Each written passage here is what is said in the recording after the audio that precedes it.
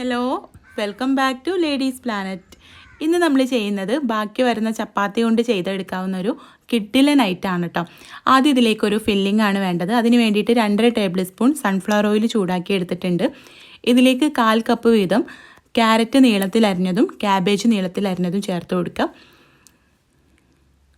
നമ്മളിതിലേക്ക് 4 തരത്തിലുള്ള വെജിറ്റബിൾസ് ആണ് കേട്ടോ എടുക്കുന്നത്. എല്ലാം കൂടെ 1 കപ്പാണ് എടുക്കുന്നത്. ഓരോന്നും 1/4 കപ്പ് വീതം.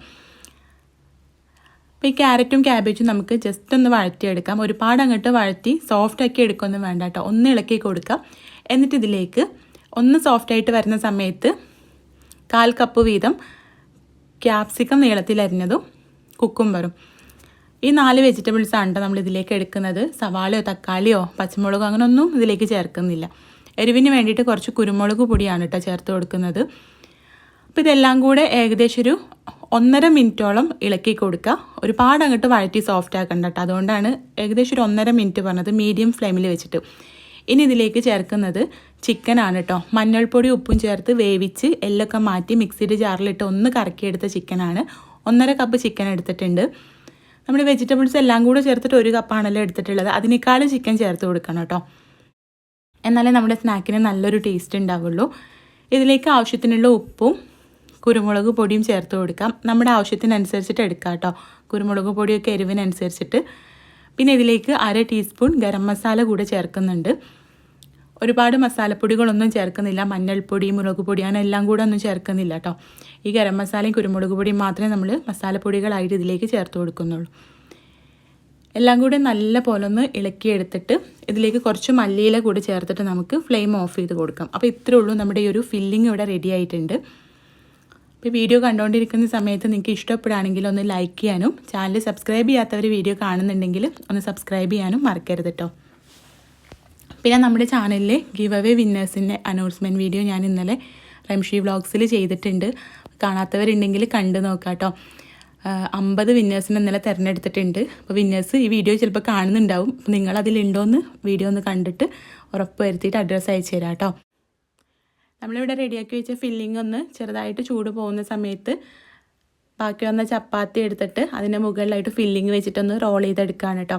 ഇവിടെ കുറച്ച് ചപ്പാത്തി ബാക്കി വന്നപ്പോൾ ഞാൻ ചെയ്തപ്പോൾ വീഡിയോ എടുത്തതാണ് കേട്ടോ. അതുകൊണ്ട് തന്നെ ചപ്പാത്തി നല്ല റൗണ്ട് ഷേപ്പിലൊന്നും കിട്ടിയിട്ടില്ല. വീഡിയോ എടുക്കാനൊന്നും ആദ്യം വിചാരിച്ചിട്ടുണ്ടായിരുന്നില്ല. അതിന് മുകളിൽ വെച്ചിട്ട് ഒരു 3 ടേബിൾ സ്പൂണോളം ഫില്ലിംഗ് വെച്ചിട്ട് ഇതുപോലെ ഒന്ന് റോൾ ചെയ്ത് കൊടുക്കുകയാണ് കേട്ടോ.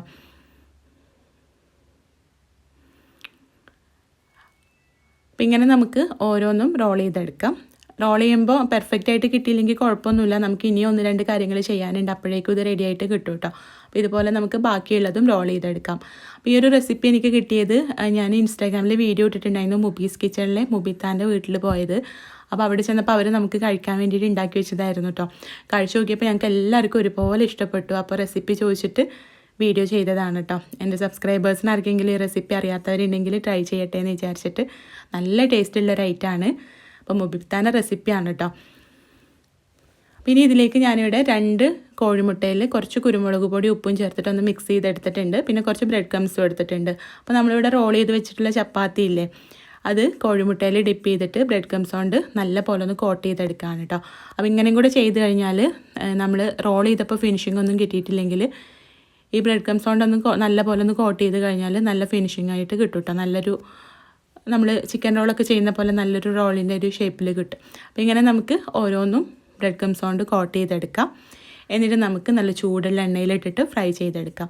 പുറം ഭാഗം നല്ല പോലെ ഒന്ന് മുരിഞ്ഞ് കിട്ടിയാൽ മതിയല്ലോ. അപ്പോൾ അതുകൊണ്ട് മീഡിയം ഫ്ലെയിമിലിട്ടിട്ട് ജസ്റ്റ് ഒന്ന് ഫ്രൈ ചെയ്താൽ മതി കേട്ടോ.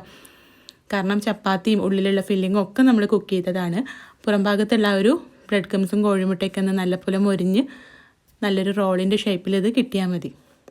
അപ്പോൾ ജസ്റ്റ് ഒന്ന് മീഡിയം ഫ്ലെയിമിലിട്ടിട്ട് ഫ്രൈ ചെയ്തെടുക്കുക. അപ്പോൾ ഇത്രയേ ഉള്ളൂ, നമ്മുടെ ഈ ഒരു സ്റ്റഫ്ഡ് ചപ്പാത്തി റോൾ ഇവിടെ റെഡി ആയിട്ടുണ്ട്.